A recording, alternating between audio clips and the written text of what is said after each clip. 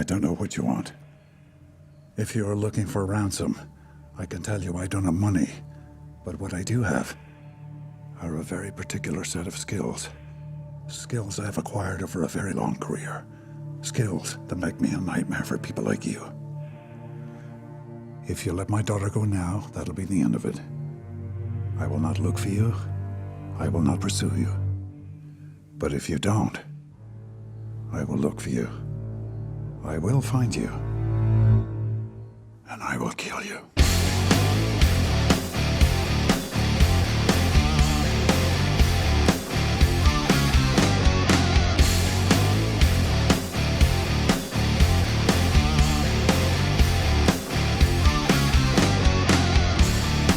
Welcome to the Rhythm Section Podcast, everybody. Sitting across from me is Mr. Jeff Ward.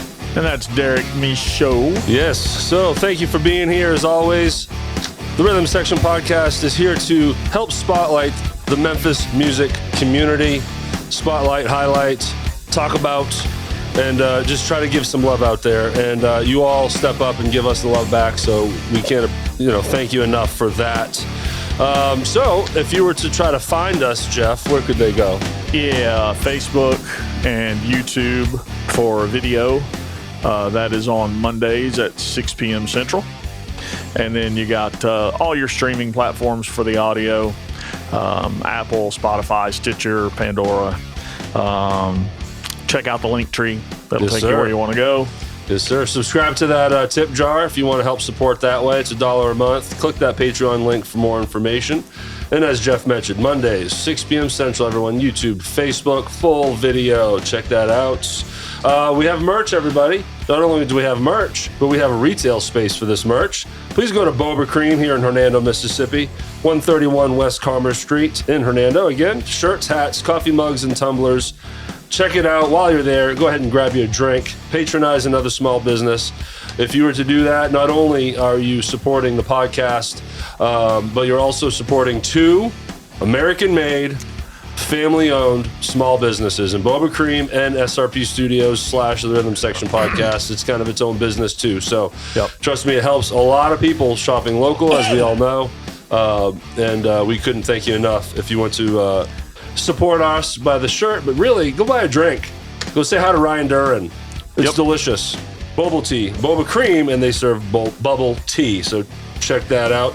And as always, parental discretion is advised. And Jeff, good seeing you, man. How are you doing this morning? Man, I'm doing great. We got some beautiful weather outside, which is a little different than what we had last night at Minglewood Hall. Yeah, we'll be getting to that. So we're recording on Sunday, April 16th. So help try to give context on timeline. So the day that we're recording this is the Sunday after the big Torah Torah and Fever Tree show at Minglewood.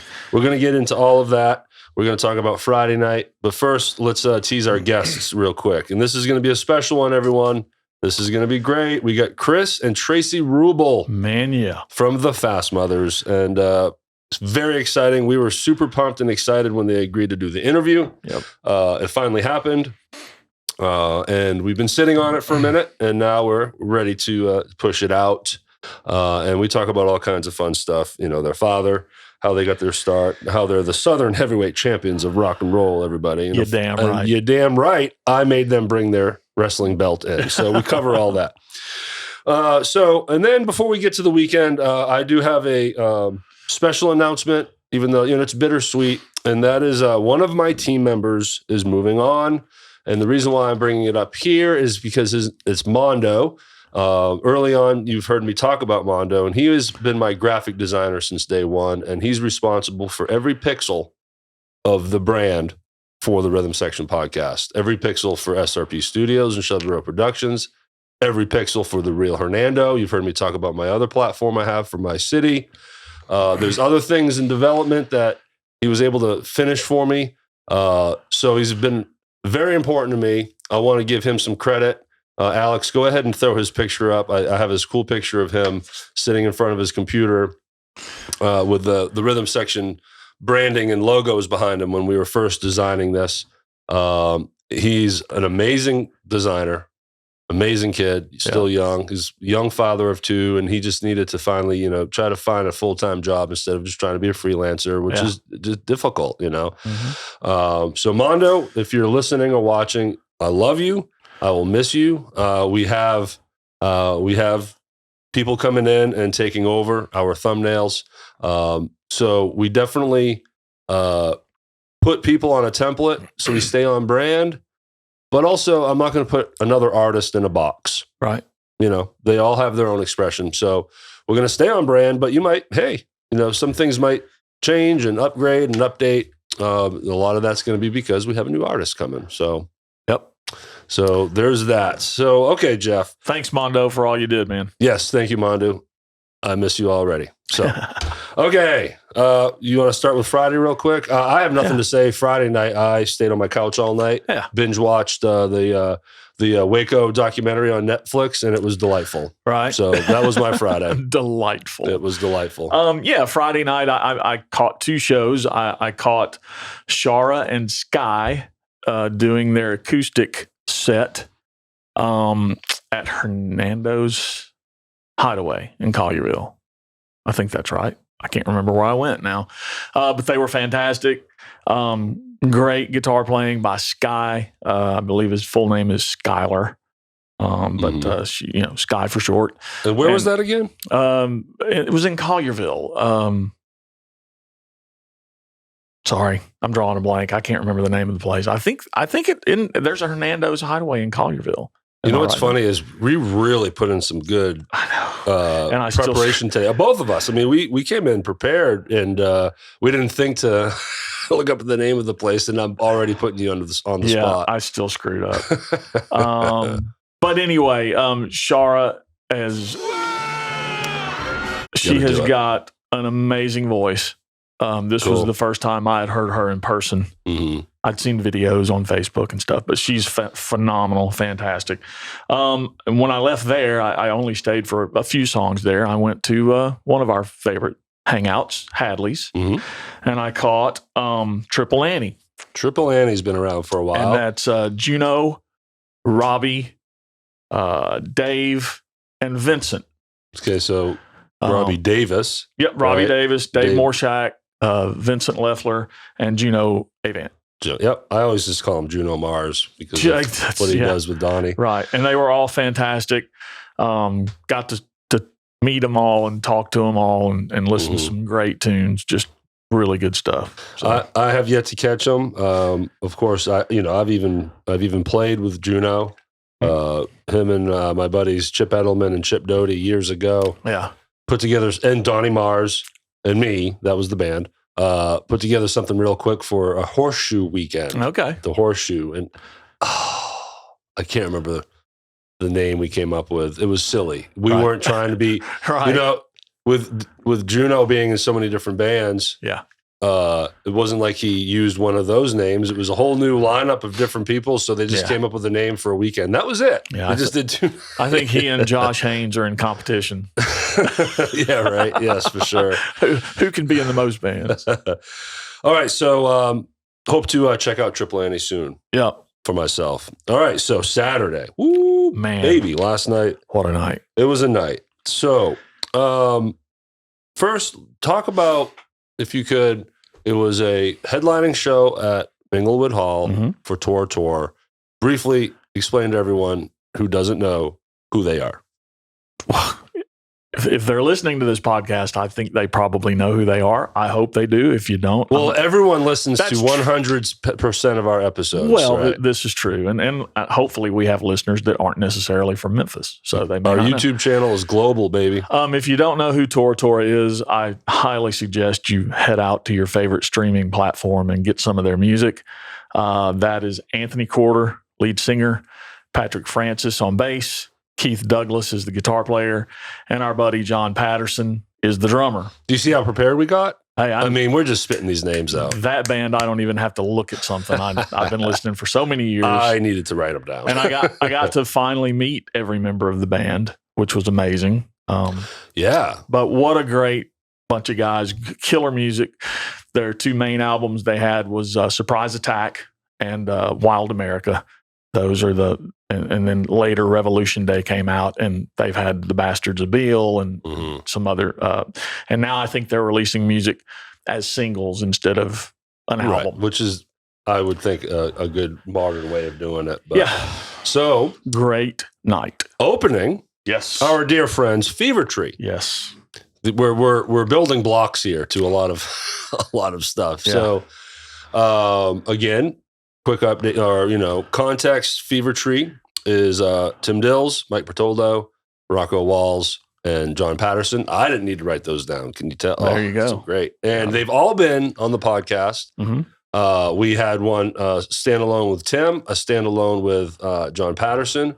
Then we had a double with Rocco and Mike Bartoldo. Yeah. Then we did an episode at the rehearsal space that unfortunately Rocco could not make. And then we got a recording session with Rocco standalone coming up. Yep. So to say that we're not, good friends with these guys is an understatement because they're just so much fun to hang out with. So when this show popped up, we're like, of course we're going. It would have been for Torah Torah anyway, but now our boys opening up at Minglewood. Yep.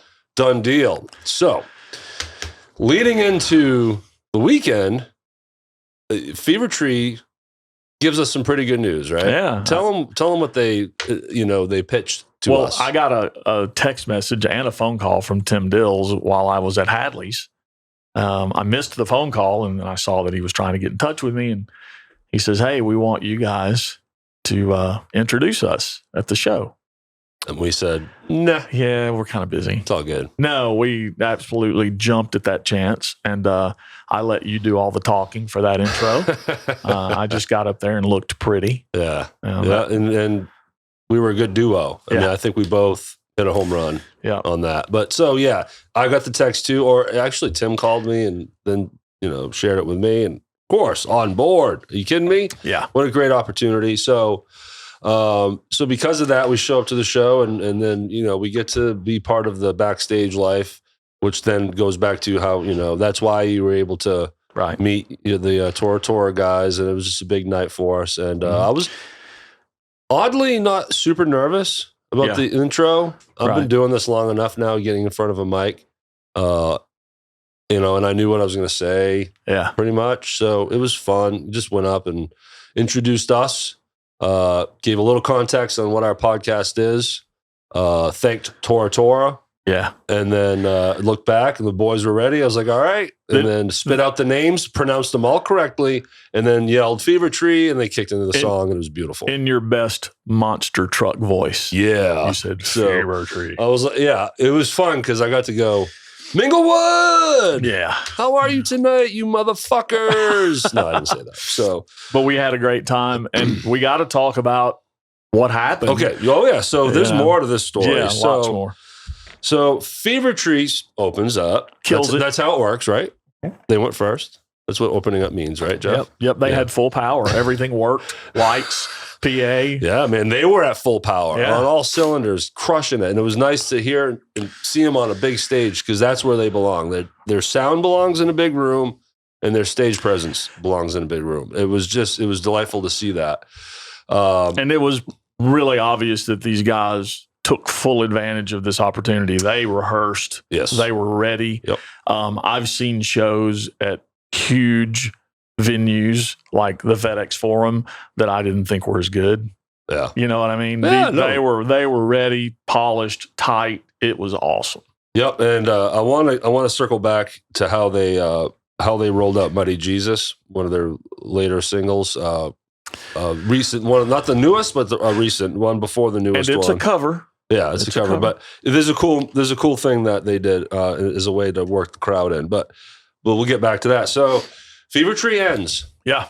And literally, like I think a measure of beats after they finish, power drops. Yep. Gone. Lights go out. Storm coming through. Yeah. Knocks out the whole block. Mm-hmm. Right across the street, across Madison, all lit. Everything's fine. But Minglewood is done. Yeah.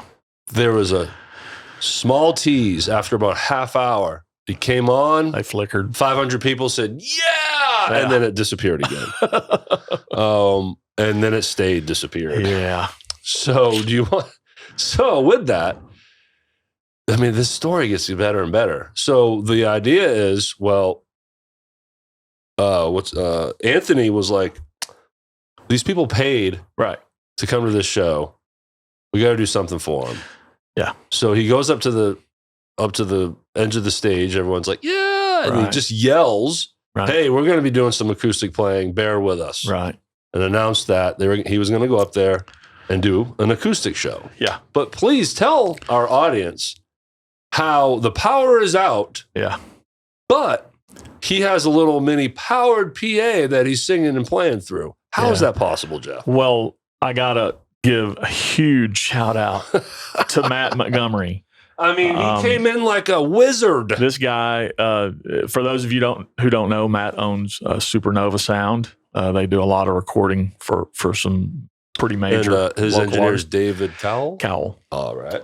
So Matt has a generator in his truck. He's got a full-size truck that has a built-in generator. And this is a good thing because we wouldn't have had any music if not for that. They were able to power enough equipment for Anthony to get up there with his acoustic guitar and do a full acoustic show. And I've seen post after post this morning on Facebook. The crowd loved it. It was just, you hear about those magical moments at concerts, and that's what it was. It created a moment behind the scenes, seeing Matt in a fury say, I'll be right back with my truck that has a generator in it. You guys get some cables and a board and powered speakers. We're going to make this happen. Right. And they did. And it still took like 30 minutes, but everyone was patient. The audience, everyone hung out. Yep. It was great. And then, it created a moment when Anthony went out there and started singing. And then a couple songs in, next thing you know, another tech rolls in with one of those ring lights. Yep. So now they have a little power up there because of Matt. So they were able to give Anthony some vibey lighting, and it just made for a cool moment. It really did. Great performance. Took me back to high school playing all the hits I listened to back then. Yeah. It was great. And then, this is coming to you. This story's a week late as you're hearing this, but this Sunday, as we're recording, the day after, it was announced that they were going to go free show in Inglewood, 5 p.m. Yeah. So as we record this, we are going. Yeah. You and I were like, dude, we got to go. Because I've never seen them live. Right. So as we record this, that show has not happened yet. But I guarantee you the next episode coming, we'll be talking about that too. So going back to Fever Tree and Muddy Jesus, you always want to have a moment where you try to get crowd participation. And it's going to be hard for me to verbally explain what's going on. The last thing I want to do is tie my tongue into 3 knots here. But I just want, and I told them all, I think I got to all of them, but I want the Fever Tree guys to know I really appreciated how they tried to get participation from the crowd leading into Muddy Jesus. And they did it in a way where they're just vamping in the background. Tim's explaining what's going to happen. Yeah. And they gave the audience 2 shots as like a rehearsal, as a way to practice. But the way they did it musically, and it was really cool. And then when the moments came, the audience was on top of it. So I know I'm being super general, but I just appreciated that. I thought it was cool. All right, so I think we covered that, Jeff. Yep. What do you say we start talking about our friends, Chris and Tracy Rubles. The Rubles from the Fast Mothers. So this was exciting. We finally got them up here. They came prepared to have fun, and we did have fun, didn't we? We did. Had a great time. These guys have been in music for, I'm going to say, probably their entire lives. Their dad was a musician, and they followed in his footsteps, and they're killing it to this day. And their father is Tommy Ruble, which in the rockabilly world, legendary to the point where he is in the Hall of Fame. Yeah, and we talk about that. And Alex, if you could throw a picture up of their dad, I got a couple of shots of them.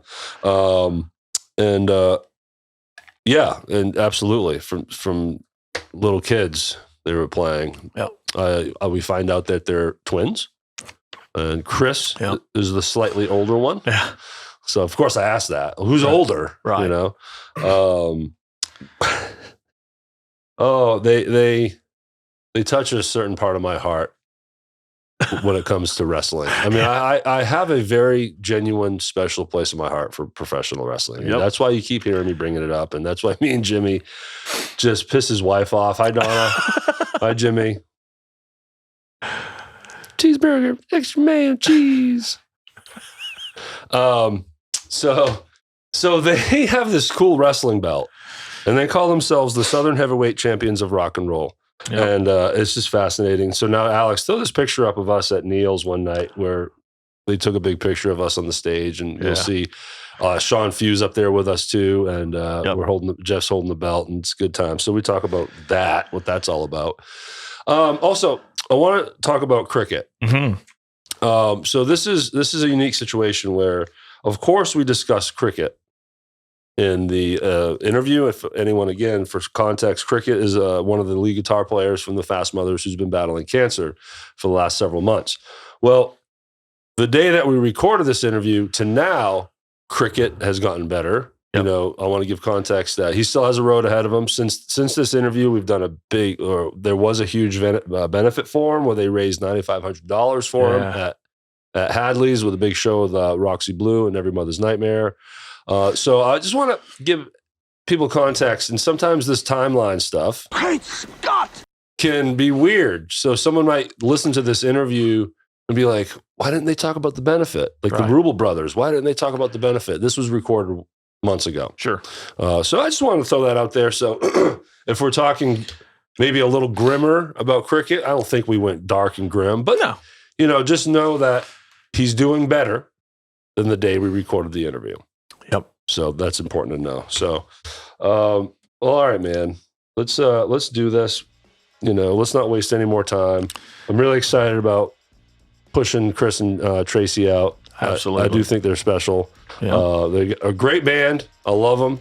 I couldn't make their benefit, which is super unfortunate because of the damn tornadoes that were coming through. But I know they'll play again. Oh, yeah. And I'm looking forward to that. So, again, we got Facebook at The Rhythm Section Pod. Go to our link tree. You can find our YouTube channel there and our other platforms. Mondays, 6 p.m. Central. Facebook and YouTube is our full episode in video. Click that Patreon link, sign up to that tip jar, and Boba Cream, everyone, 131 West Commerce Street. Go find our hats, coffee mugs, and tumblers. So what do you say, Jeff? I say if you don't catch, or if you didn't catch Torah Torah, then it's your own damn fault. You had 2 opportunities in one weekend to see these guys. So I hope you made it to a show. And then listen to us to have that one moment of where we can hopefully paint the picture for you. But if you missed that episode, then we got nothing for you. I mean, what can you do? We can't do it all, Jeff. Yeah. You know what I'm saying? All right, guys. Thank you for watching. Thank you for listening. Thank you for engaging on our socials. We absolutely love it and appreciate it. But now, without further ado, please enjoy our interview with Chris and Tracy Ruble.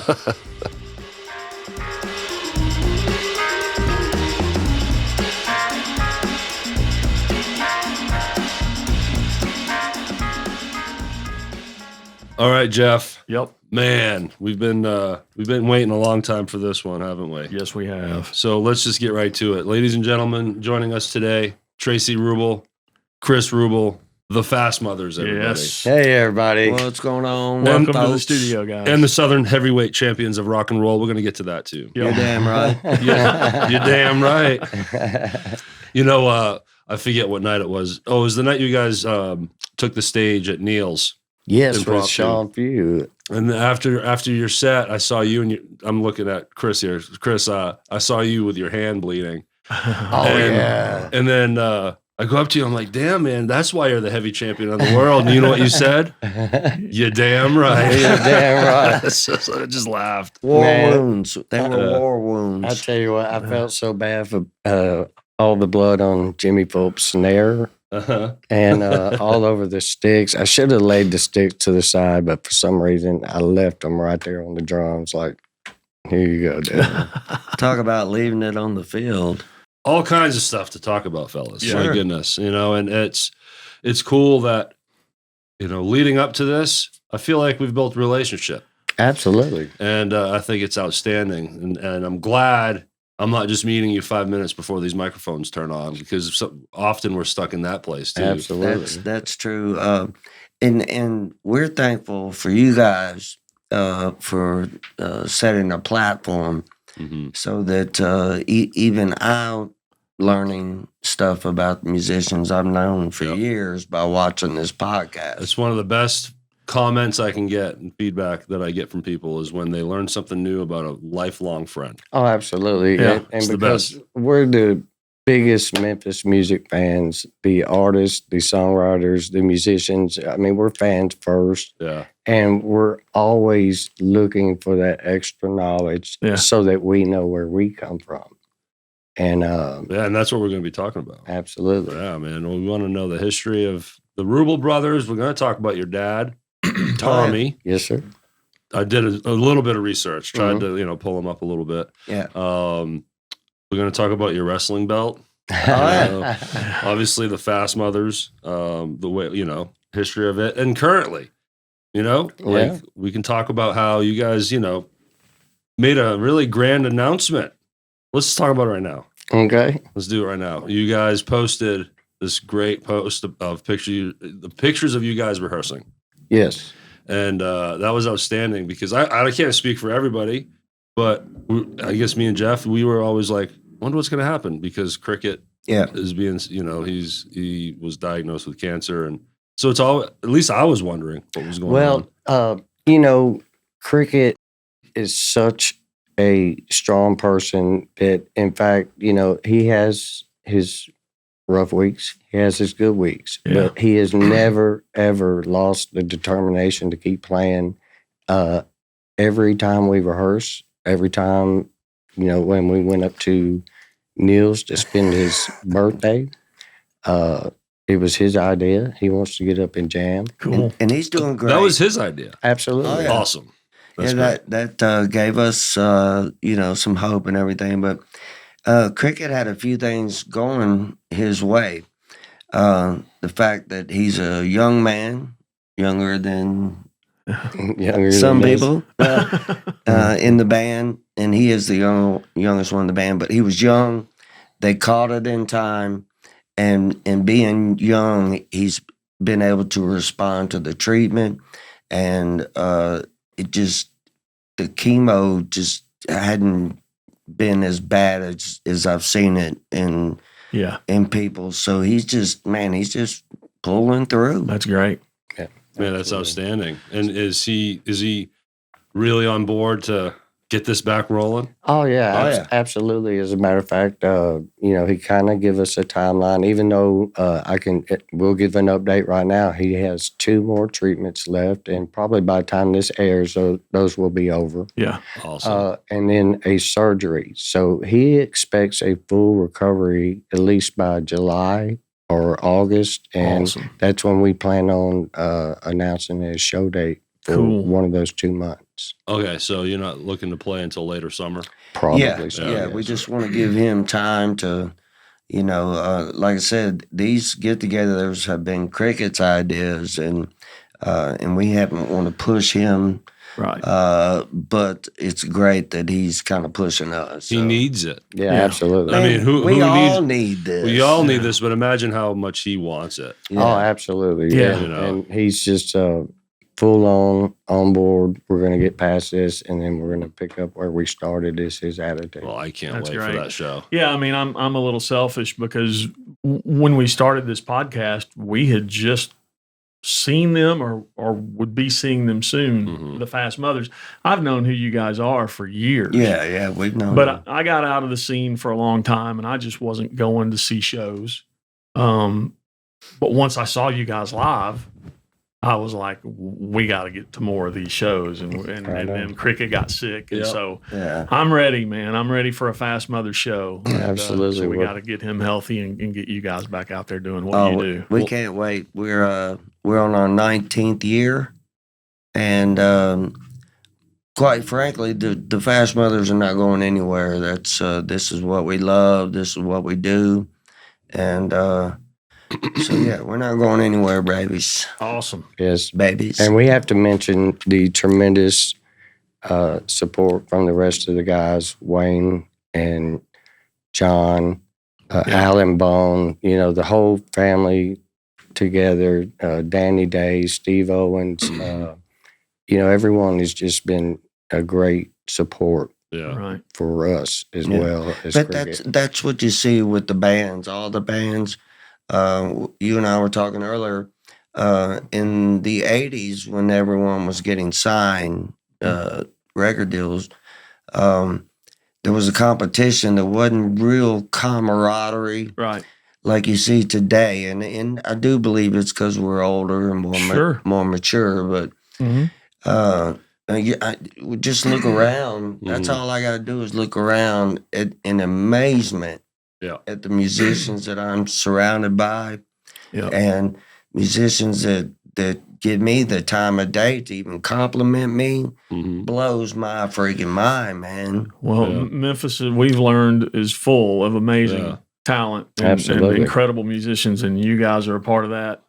Fast Mothers are an amazing band. Well, I mean, and we're going through our own experience with this podcast, especially for me, because I'm jumping into a pool of people I really didn't know. Sure. Yeah. And it's been fascinating Yes. to get to know guys like yourselves and come out and support and see Fever Tree and get to know all those guys. Every member of Fever Tree's been on the show now. Oh, my goodness. You know what I'm saying? And they should be. What a sweetheart group of guys, except for fun, Rocco. No, Rock and Roll Cabbage? Man, Yeah, exactly. You know that story too. Oh, Right? yeah. Naked again. We featured the candle on the podcast. Oh, no way. There's a And how picture of me. how did you feel about that? Really? It smelled pretty good. I don't know.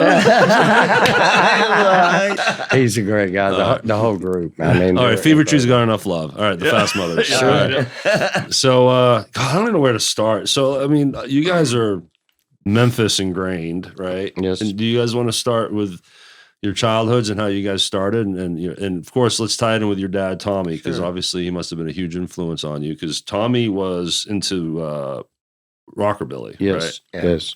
So what was that like growing up with your dad and you guys just starting to play and find your way musically? What was that like? What it's just something that we've known since we were babies. There's not a time I can't remember being surrounded by musicians. And as kids, we'd walk through the den to go get a little bowl of cereal or something. We're stepping over musicians, hippies, passed out people.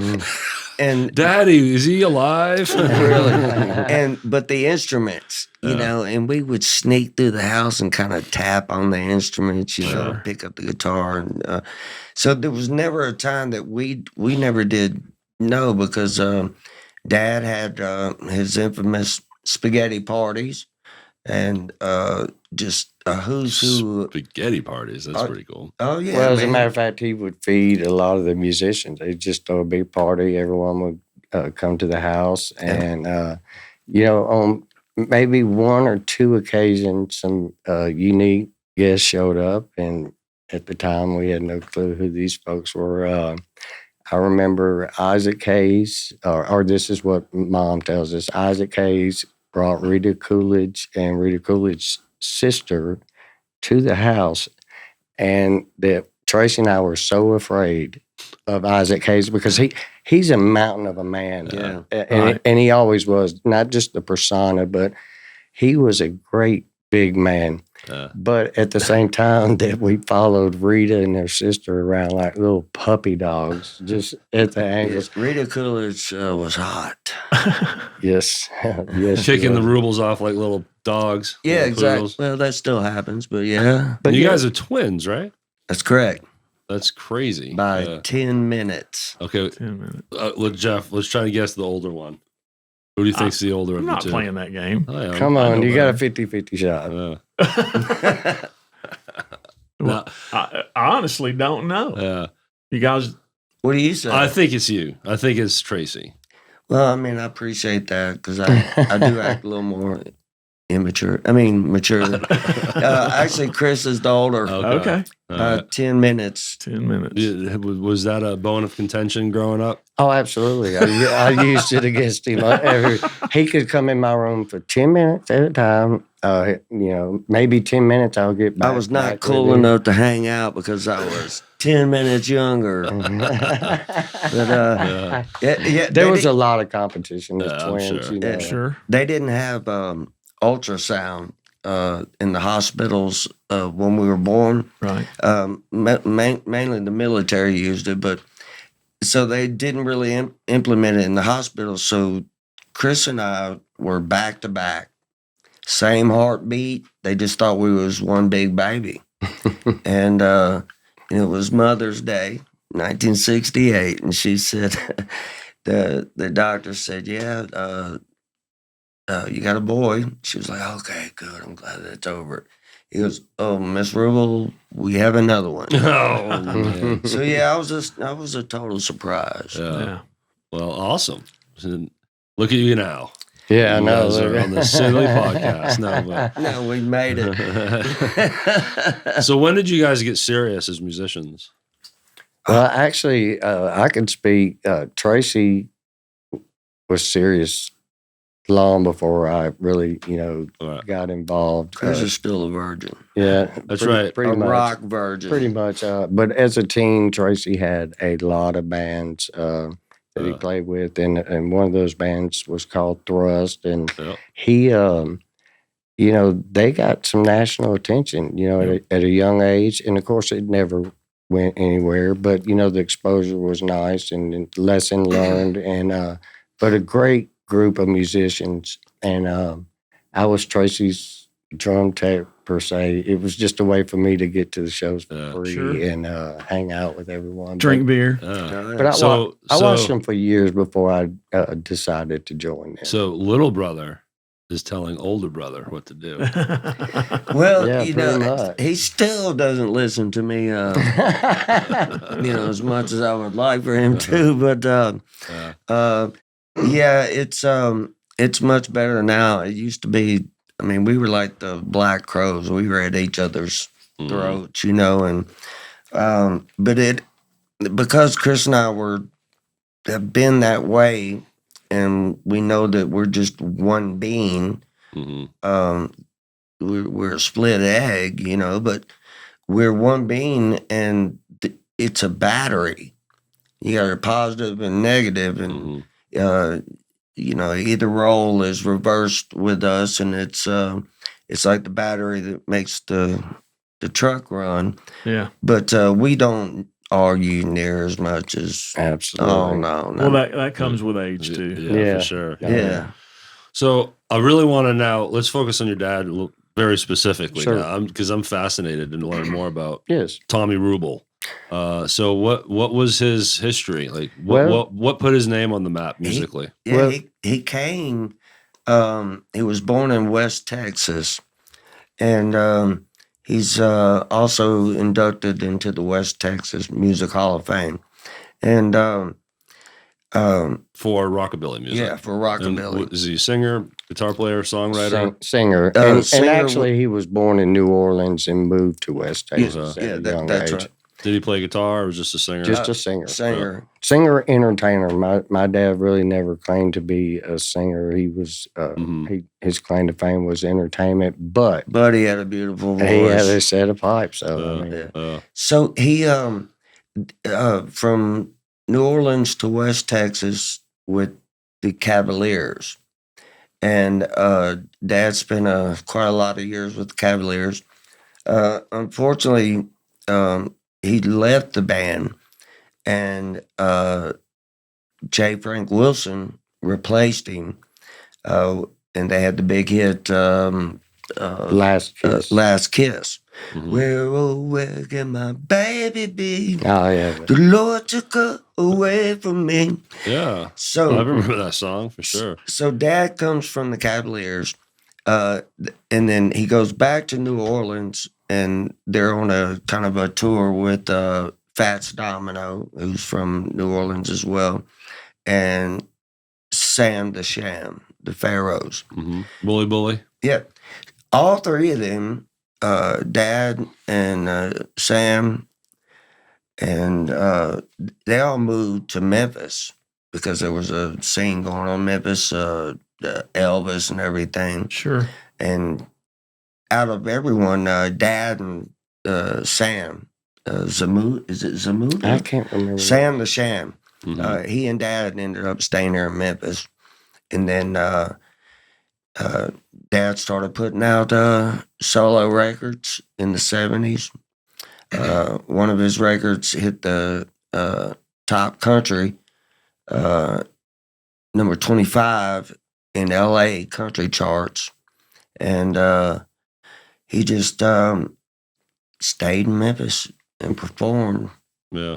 But he promoted Memphis everywhere he went. He was well versed in Memphis music history. He made sure that Tracy and I not only knew the artists that he surrounded himself with, but even the younger and up and coming artists.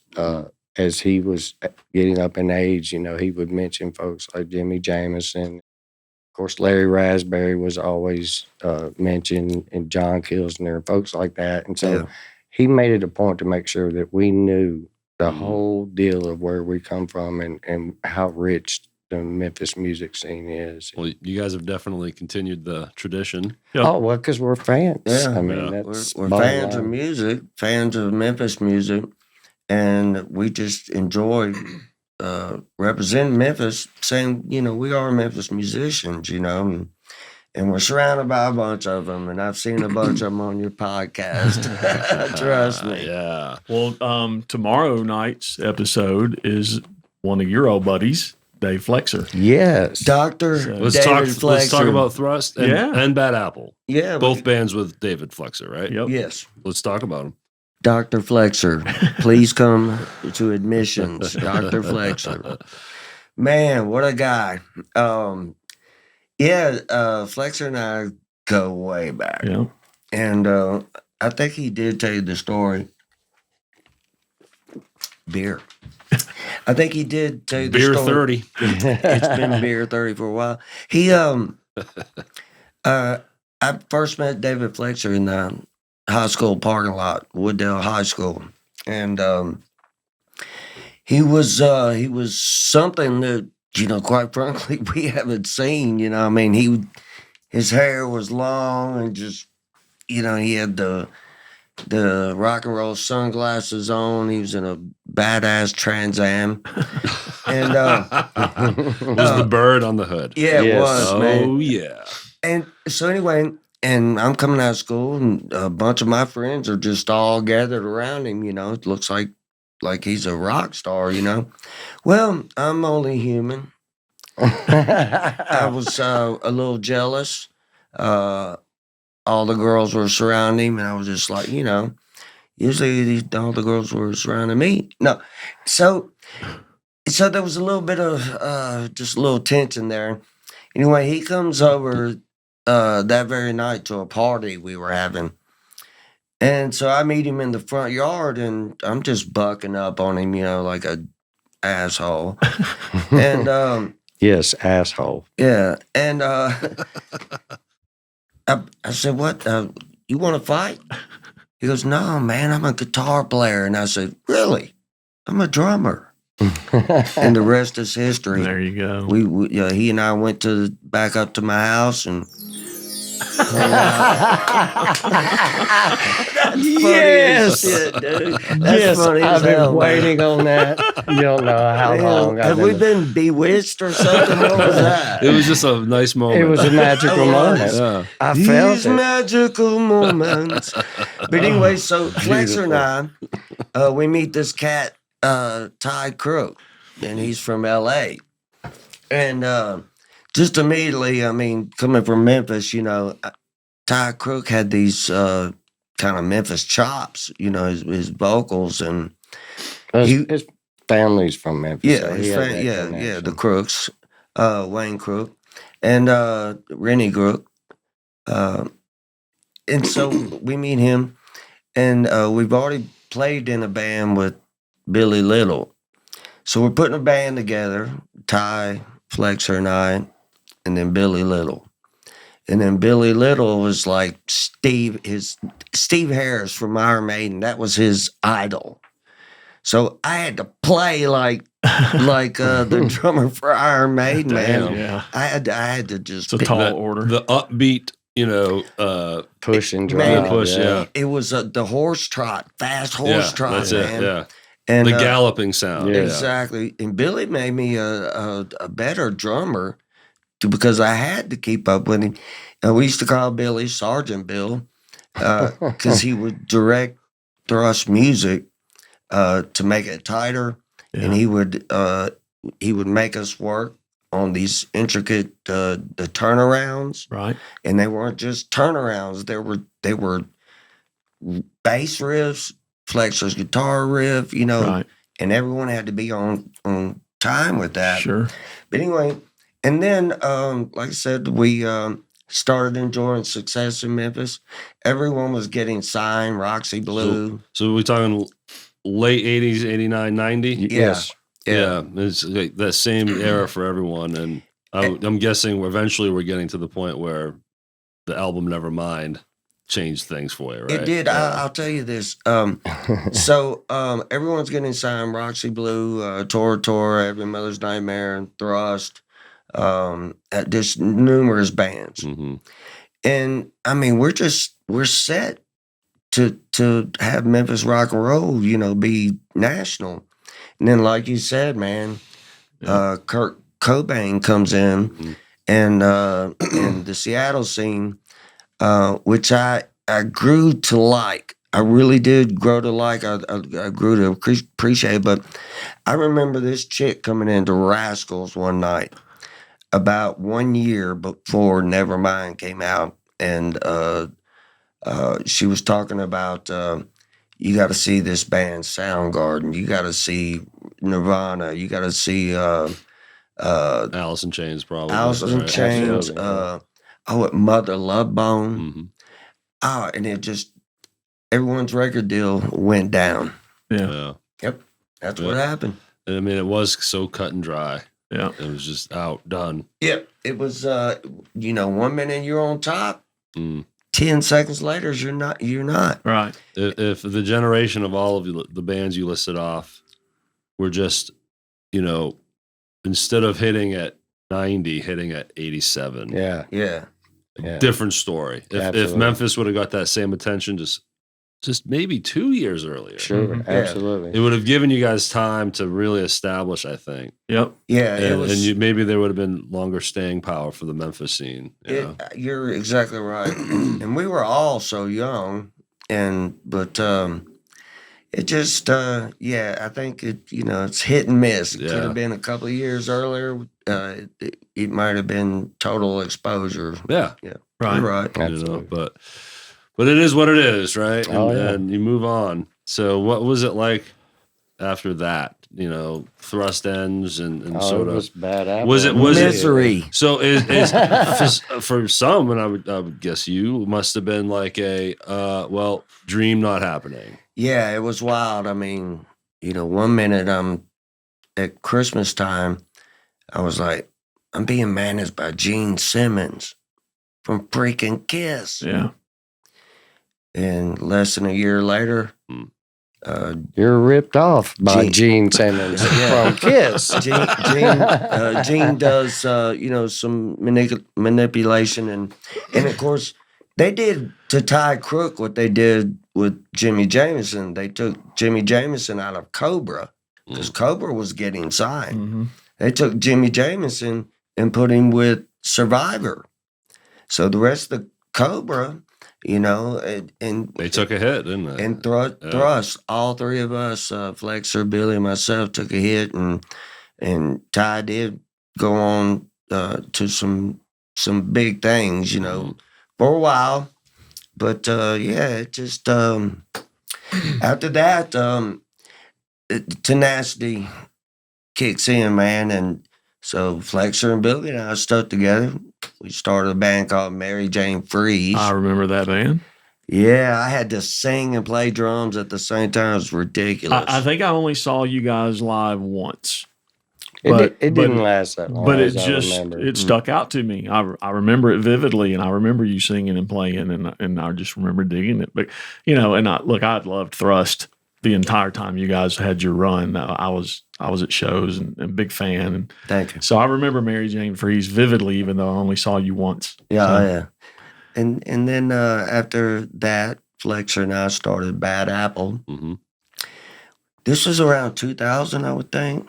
Yeah, probably. I would say probably from 98, 99 to 2000. Maybe it lasted maybe 3 or 4 years. Hot 3 or 4 years. Yeah. They were getting national attention as well in a time where not a lot of record companies were here. I think Breaking Point got a record deal here during that time. There was a few people. Dust for Life. I remember them. Yeah. So, but there again, the scene's hit and miss. I think once they grew up, and Bad Apple was a tremendous band as far as stage shows, songs, and didn't mean to steal your thunder on your own band, but I was there. I witnessed it. Sure. You were the fan. I'm the fan, absolutely.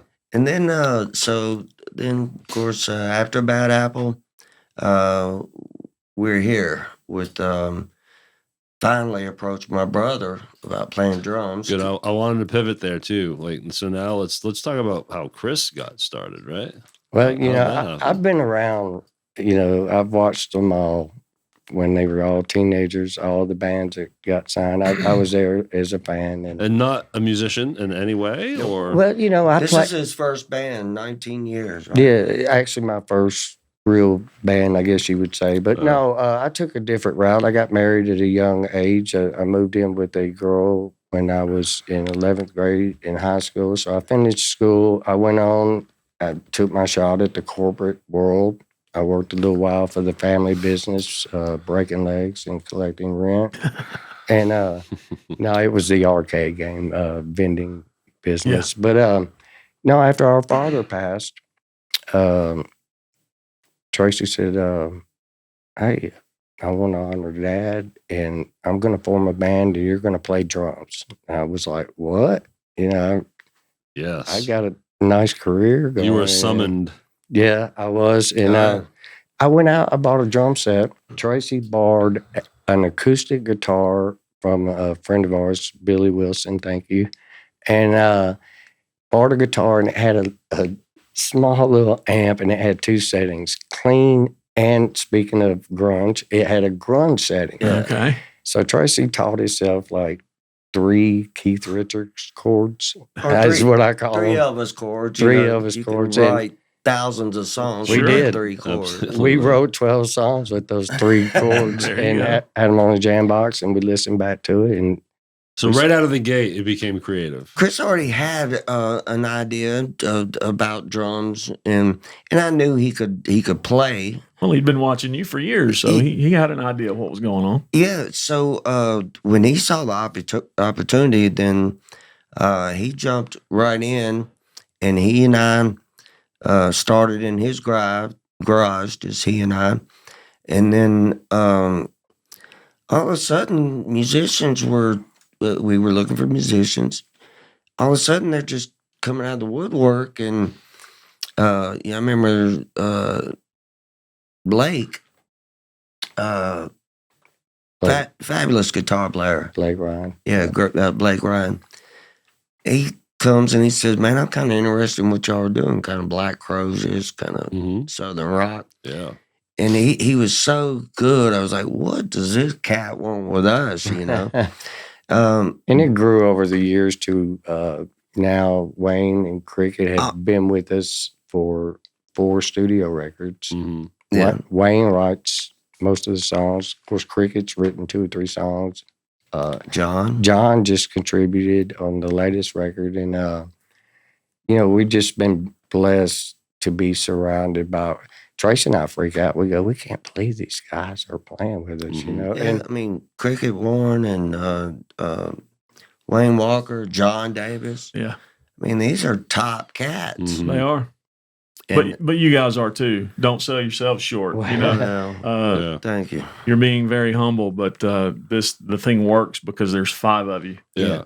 And all 5 of you are contributing in your own way, and absolutely, the magic just happens. And coming from a fan here, now that I've been able to see you guys play twice, both at Neil's. One was when Every Mother's Nightmare and the Fever Tree was playing the same night, and then when you guys came up on the stage, it was New Year's Eve. It was 6 Feet Thunder was hosting. And you guys jumped up and everything.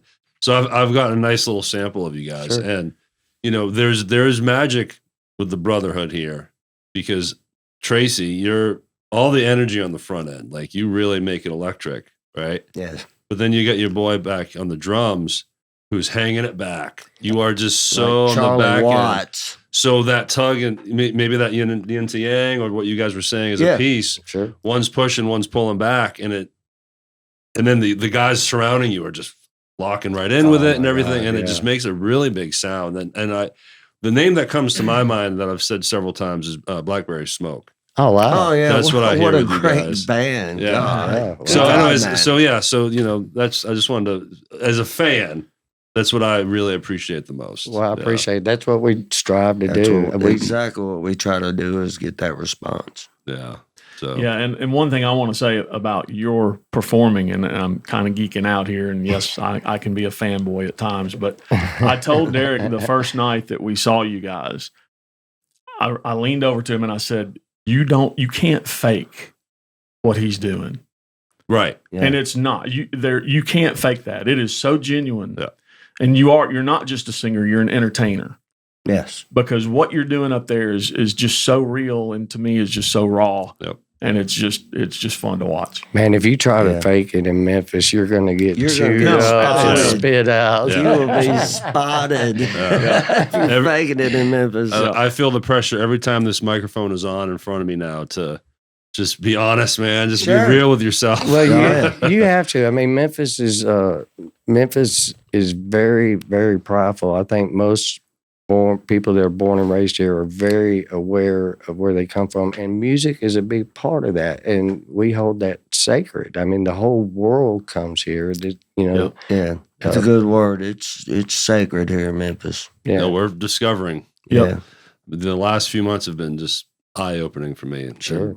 Game-changing for And, me and in so many ways. And you guys have just only scratched the surface, I know. man. We know. I But you're can't doing- Well, wait. 52 episodes in a year, right? Yeah, I know. Now imagine, okay, you double up here and there like you two, and we had Rocco and Mike on here, and Right. so let's say by a year's end, 65 people. Just to throw that number out there. Sure. That's nothing. Mm-mm. Yeah. That's nothing. Yeah. So it's just years of Yeah. Jeff booking all these awesome guests for me. Oh yeah, yeah. I tell you what, you stick with it. I mean, 19 years with my brother and I, Right. we've faced obstacles. Yeah. We have faced obstacle after obstacle, being an all original band, trying to find clubs that would support that type of music. And, but we've held at it steady, and we've made it work our way. We don't push anything. Yeah. It just happens. We just we never at this point never looked for a record deal. That's funny right there. Well, I mean, Why? Well- Why'd that make you laugh? Well, because viscerally like that. Well, because come on, man. anyway, all we wanted to do is to be successful in our own hometown, That is the number one goal. and so if you're successful in the home of rock and roll, and you got all these musicians from Pete Mandela, God rest his soul, Right. to Sean Few, Jimmy Fulp, Josh Haynes. Yeah. And then you're going to go to the Barcades, and then you're going to go, Sure. all. It's just crazy. So when we find successful when we find success in this town, is the compliments and the people wanting to book us. Mm-hmm. So yeah, that's all we want to do is just be successful in Memphis. Well, I think you're achieving that. You've accomplished that In goal. spades. Well, Yeah. so this is where I'm going to make an executive decision and segue Okay. and pivot Right. this interview into You got a sound effect for that? I don't know. I mean, it's a segue sound effect, right? let's see here. Ooh, What can we do? Like a dream sequence. Oh, hey, if anyone's going to request a sound, I'm all in. So I already used this for something else. That would be if Tracy's entering the room. That's what that is. The Ruby alarm. What would the sound be for Chris walking in, since he's so laid back and quiet? I like that. That's cricket. That's Oh, great. that's- That is cricket. Yeah, Yeah. it's cricket. Yeah. Okay. Yeah, okay, so now we still got to think of sounds for. I love this. Now we're derailing in a direction I want to go in. Do you got a sound for a roller coaster climbing? Oh, you know what's making that? That ain't it. Okay, that ain't it. Yeah. That ain't it. Well, on Mondays, that's my sound. Chris used to have he would assign people that call his phone, alerts. Yeah. And my alert when I call his phone goes, bullshit alert, bullshit alert, bullshit alert. Well, okay, so you guys were talking about just wanting to be super successful locally. Well, here's why we all know that you have achieved this, because you guys are the undisputed Southern heavyweight champions of rock and roll, everybody. And we can prove it. Yes. So we want to talk some wrestling. I'm jumping into selfish mode here. I want to talk some wrestling. We love wrestling. And because you guys have this belt, which we're going to show here in a minute. So here's some context, so this is where I should have Jimmy Fulp waiting at the door and I could just step out. He can step in. That's right. Yeah. And you guys, you just do wrestling. So again, the night that you all came out for cricket, again, Niels and you guys, that night you filled in or stepped up.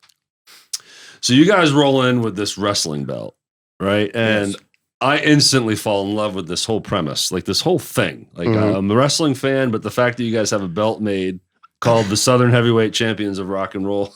Yeah. Well, let me tell you the story about that. And so let's learn about the belt, and then let's show it now. Let's not let people hang on. So absolutely. Well, we beat Jerry Lawler up because we found out he was only, 5 foot. Let you 4. guys hold this. You got it. No, I thought Jerry Lawler was at least 7'4". Yeah, on television. That's what he looked like. This is a real belt that you can wear. I mean, look at this thing. It's the gold belt, baby. Yeah, baby. But all right, so I want to learn the genesis of this, and then the fun time that me and Jeff had with you and said belt at Neil's. Well, So, I can tell you this much. It's wrestling, man. We are wrestling fans. We have fun with that belt, but I do have to put a side note out there because there's actually a couple of cats out there that think we're serious about this belt. Like, Oh, are we breaking kayfabe right now? Well, no. No, I'm just putting this out there. Sounds like we're breaking kayfabe. I'm telling you this much. It is strictly for fun. We're wrestling fans. We have fun with it. The media, the news station, and our friends, I don't like to call them fans, but our friends are the ones that gave us this title. Probably Alex 14 Coleman at Channel 3. That's cool. 14 or 15 years ago. And it's something we ran with. We did have a belt made. And we thought it's... again, like rock and roll and wrestling to me was one and the same because wrestlers were like rock stars on TV. They're at their concerts every Monday night at the Mid-South Coliseum. Well, Jerry Lawler recorded with the Nunnery Brothers, which is a very well-known Memphis music stable. They're creating storylines. They're creating a show, a performance within that ring that. Same with music. You're trying to get a reaction out of another human. Absolutely. Yeah, and that's what this belt has done a couple of times. But all it was a marquee. It's a good way to promote. It's a good way to. We are the Southern Heavyweight Champions of rock and roll, baby. Yeah. And we just think it's a fun rock and roll wrestling thing. And but yeah, like I said, the wrestlers were.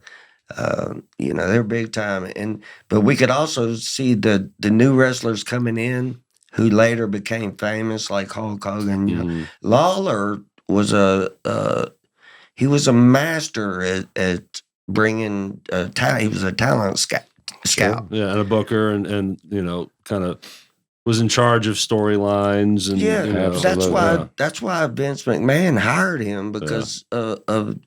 Everything he's done from able to market or trademark King of Wrestling. Yeah. Vince McMahon had to buy that from Lawler and for King of the Ring. Another more like modern term is good on the stick. Yeah. So he was a hell of a promo. Yes, he was. He was just quick and witty. Yeah. And fast, and so legendary, and he's got the best one-liners ever when he was. But he would bring wrestlers in, like I said, from Hulk Hogan to the Undertaker came in under the name the Inmate.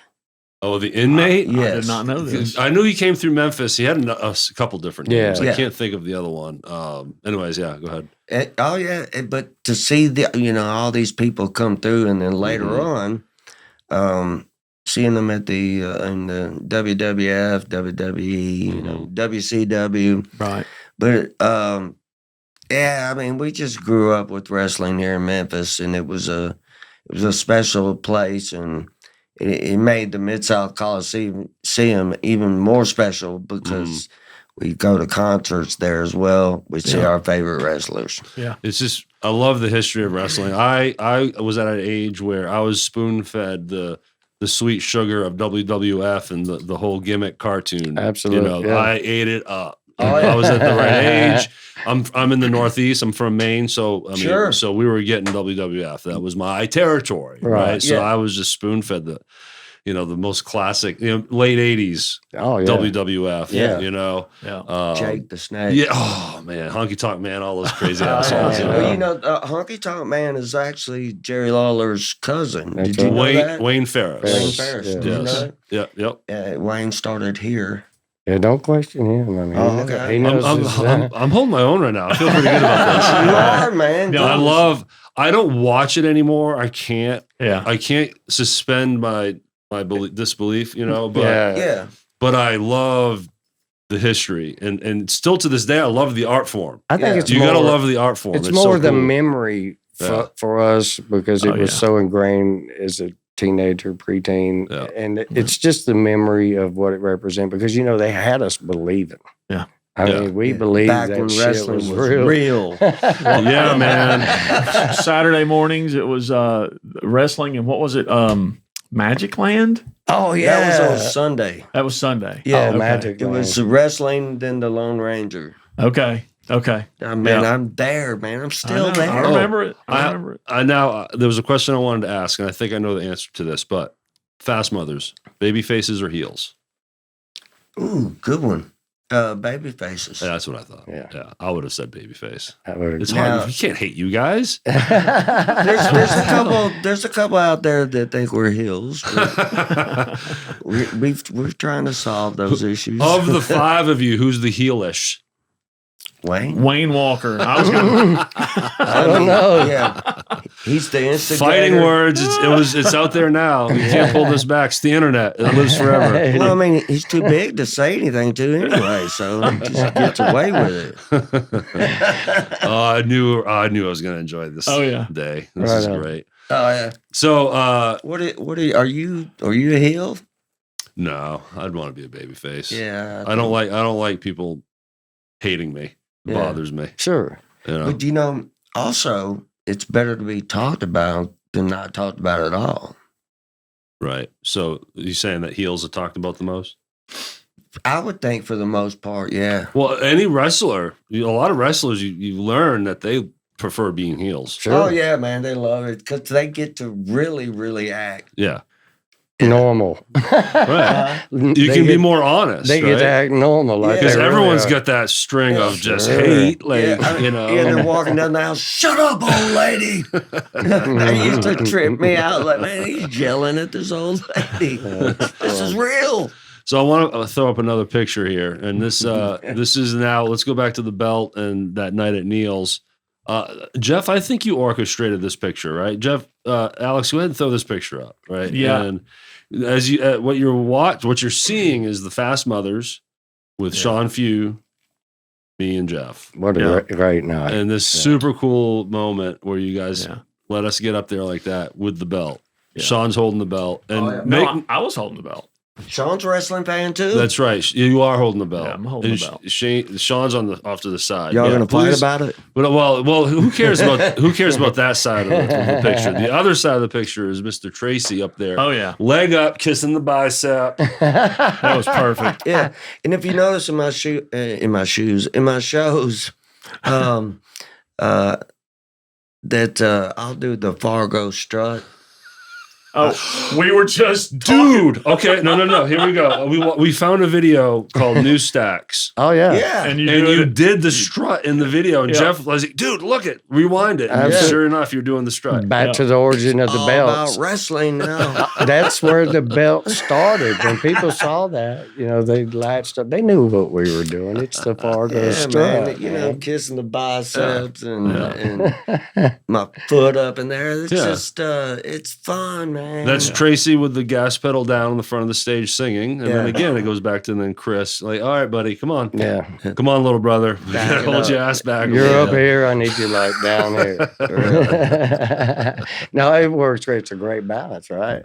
Right. Man, I can't wait for you all to play again. Oh, absolutely. It's so good. We can't either. We're fit to be we live for it. Yeah. So any place we want to go there, Jeff? Anything else? Man, yeah. It's kind of up to you guys. You got anything that we're leaving out that you want to talk about? Oh, you know what? We're supposed to play a song. Hello. Oh, we're going to play a song. Well, That's what nice. I was going to say. Yeah. No, just kidding. Yeah, let's do that. All right. So, so what I want to do is play it and then talk about it. Sure. I've made the mistake where like, well, let's talk about the song. And then 5 minutes later, I'm playing it. And people are probably like, dude, play the damn song. So we're going to play the song. It's off the album You're Damn Right. And it's called Crying Shame. Yes. And when we come back from the song, we're going to learn about the song and the album. And let's maybe get into the writing and producing process that you guys do. So, ladies and gentlemen, check out their single or a song off their album, You're Damn Right, Crying Shame.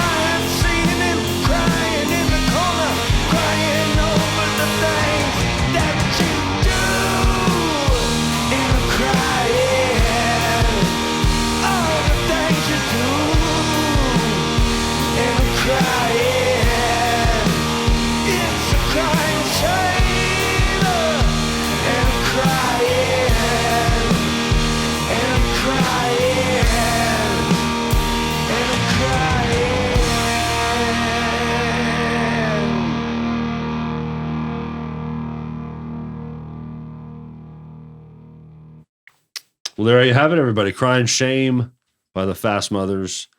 So let's talk about that song, the album.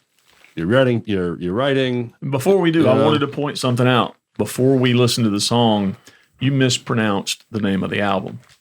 You said "You're damn right." That is incorrect. Sorry. Damn right. I mean, You got to get this shit correct. You can get me out of the Northeast, but you can't get the Northeast out of me. I'm always a Yankee with the accent. I have faith in you that it's going to all work out for you. In Maine, growing up, it would have been "You're wicked right." Yeah, wicked. I like that. That's what it would have been. Wicked, yes. Right? Yeah, Bob, drinking your beer. So, I can get pretty deep. You should have heard me 16, 17 years ago when I first moved south. It was, it would be unrecognizable. It's amazing. I'm not saying it's giving me a southern accent by any stretch, but it has straightened me out. Yeah, were you like it brought me more towards the center. Right. Were you like one of those? Hey, over here, I'm over there, over here. You over there, over there. You fucking bastard. Yeah. Fucking assholes. You're damn right. Yeah. By the Fast Mothers. Crying Shame. Yeah. You want to talk about the song? Absolutely. Chris does. Yeah. Yes. Wayne wrote that song. He brought it to the band room. This was during the height of the pandemic. We spent a lot of months writing because everything shut down. You couldn't go anywhere. Yeah. And so we spent a lot of time writing.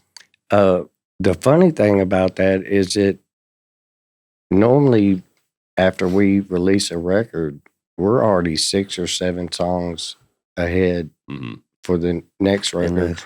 And so we belted out quite a few. We only chose a few of those to put on the record, hopefully to leave a little bit for the next record. But it was a great process. Anytime you work with Jimmy Fulp, it's seamless. He's a drummer, and what drummer doesn't want to work with another drummer, you know? Sure. I have to take advantage of the opportunity to not play a song. I'm not a sound, because I've now discovered this is Jimmy Fulp's favorite sound.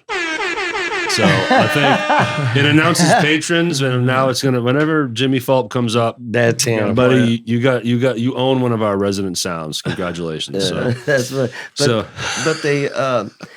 But Tracy's like, fuck it. I'm gonna go back to my point. Yeah, let's go back. Just mention Jimmy Fulp. Yeah, exactly. So with the pandemic and unfortunately the passing of some close friends that just couldn't kick the devil away from them.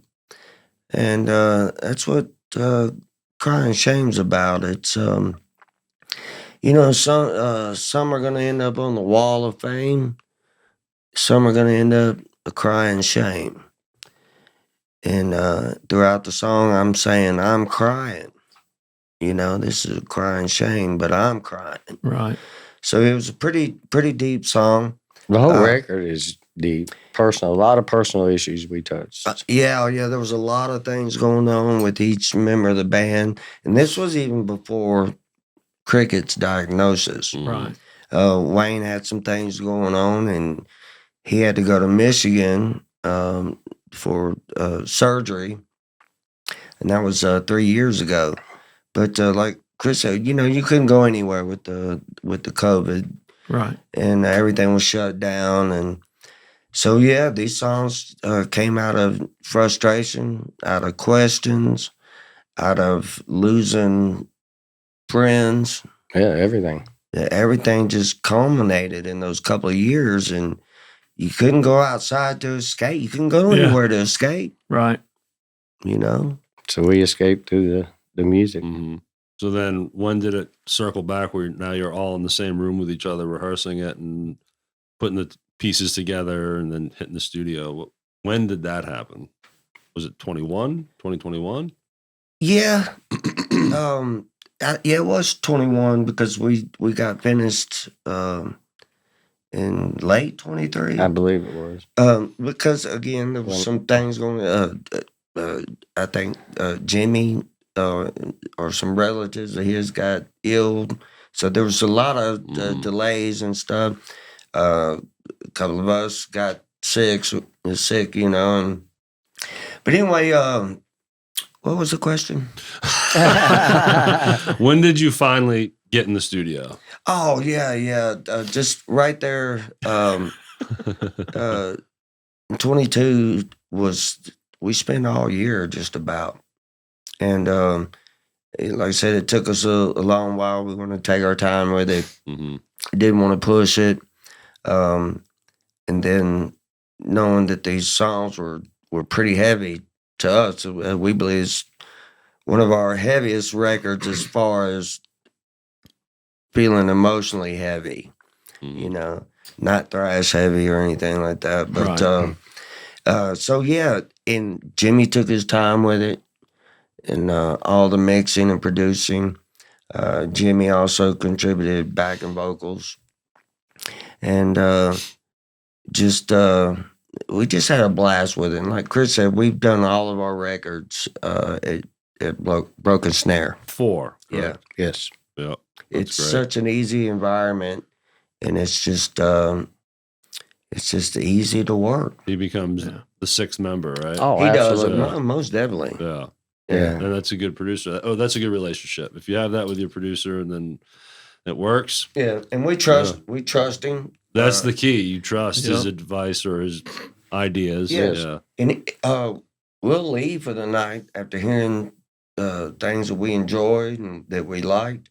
And then we'll come in the next day and he'll be like, check this out. Look what I did to this. Oh, yeah. I was like, whoa, dude, can we keep that? Yeah, it's in there. He absolutely has free liberty. Yeah, he has a lot of control on our stuff. I remember shortly after I first saw you guys at Neil's, way before this podcast, I started following you on Facebook, and I remember looking back now, you guys had a cool CD release show, right? Yes. Oh, yeah. Yes. So tell us about that. How'd that go? Oh, that was tremendous for us. It was the first time that we had a CD release party at Neil's, and we were thrilled to death with the response. We were not expecting what happened. We have played a couple standing room only shows, but we thought this was blowing our mind. It was crazy. It was, I hate that I missed it. I hate we were late. Oh, it was a fantastic night. One of the best nights that I think we've ever had because of the friends that came out and supported and were really supportive of this new record, and mainly supportive of us coming out to see us play, because that's what we live for. That's really what we want. I would gather Danny Day captured this. Yeah, absolutely. Danny Day is actually... He's a member of the band. He is. We have 2 members. We have 5 members, the band, and we have Alan Bone. Not drummer Alan Bone. No, I knew he was talking about a different Alan Bone than what you're thinking. Okay. Yeah. And Alan Bone does all of our internet stuff, does all our posters, T-shirts, swag, all that stuff. And then Danny Day. Yeah, Danny's been with us for quite a few years. And he's doing now. what behind the scenes, Danny? The social media? Absolutely. Just taking great pictures.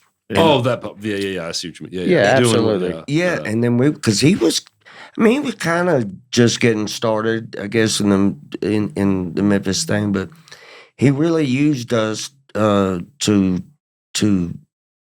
get himself ingratiated. It was a win-win. Absolutely. It really was. We were getting great photos, and he was getting great material. Yeah. Look, and now we have to pay him because he's that we discovered him. Now we got to pay him. No, we did not. I'm just discover kidding. Him. Yeah. No, he is such a phenomenal artist at capturing I love the Danny. live moment. No eye contact, Danny. I love you. Yeah.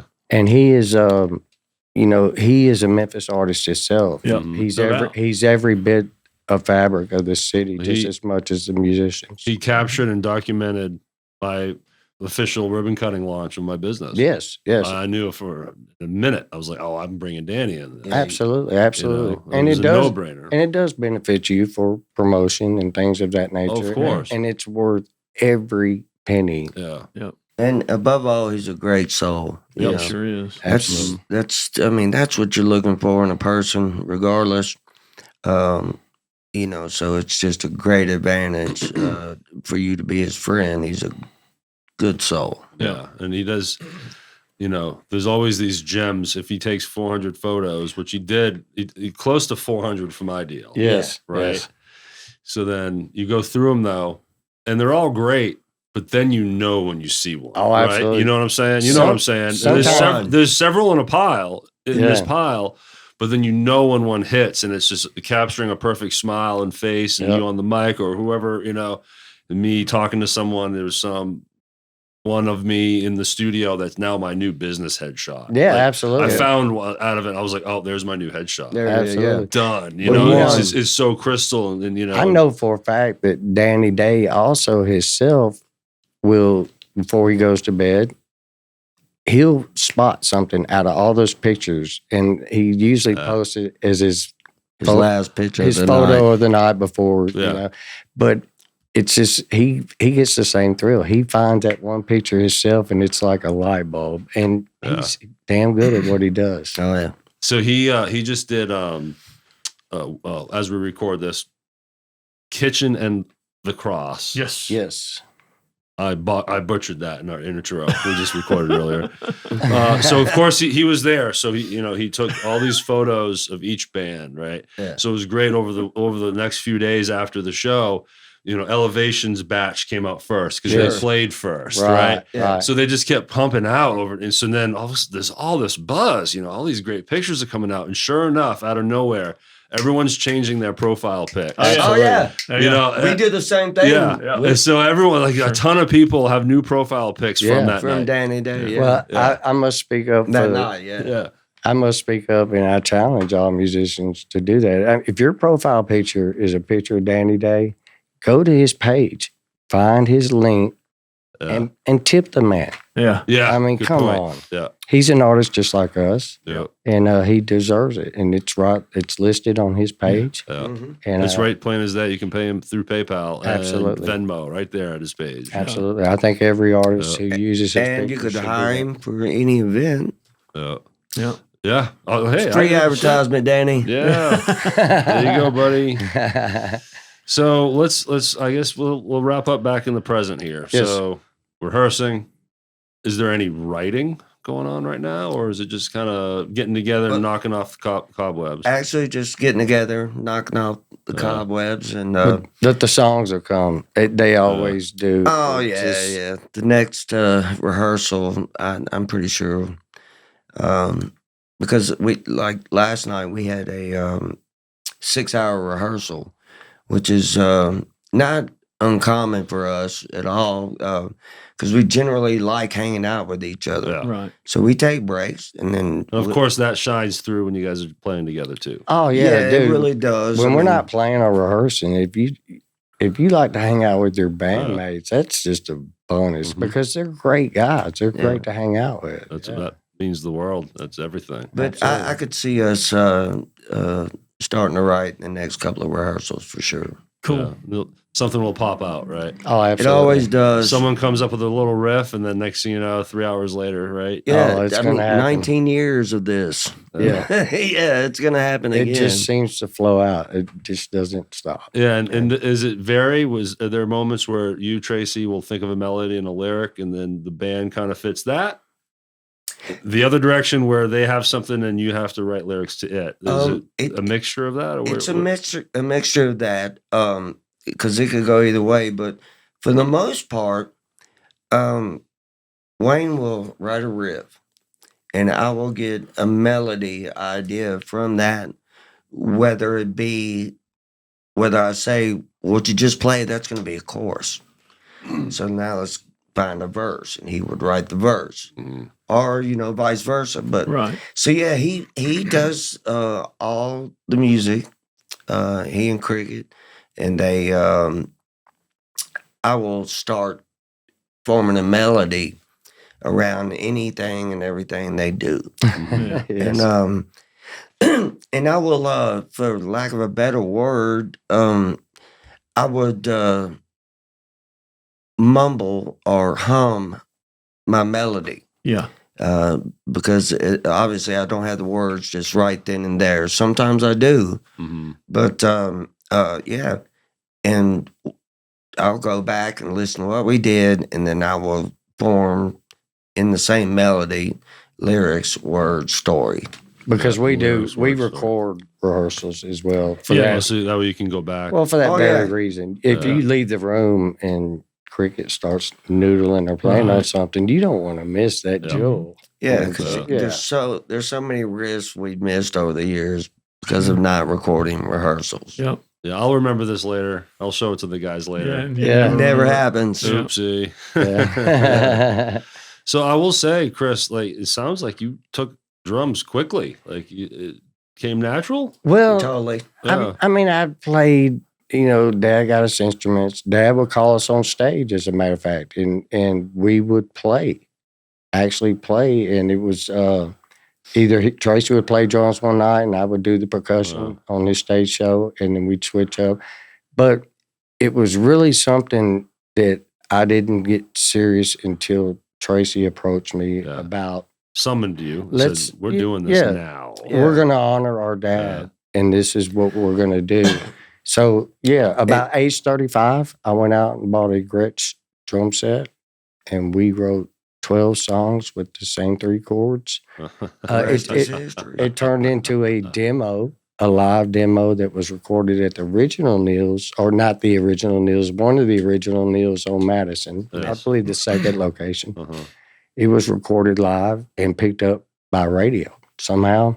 Wow. And we wrote on that demo for 10 years until we found Wayne and said, you need to come help us. We need some fresh songs here. Please come help us. So you guys captured lightning in a bottle, you think? That's exactly what it is. You nailed it on the head. You cannot. We've tried to record live a few times. Record live. And this thing, it was our first show, and of course we dedicated everything to Dad. And it just God had his hands on it. And I mean, the record came out even unmastered out of the board. It was Richard Butler with the sound man for Neil's. And the tones were so thick. And then once Crafton Barnes mastered it, Rock 103 was doing, local music, and this live record was hanging with all the decibels on a professional CD. All the decibel levels were checked, for radio friendly. Right. And it was just thick, so thick, and it was magic. Yeah. It was magic in a bottle. That's awesome that you have that forever. Absolutely. That's true, and due to Rick Cheddar.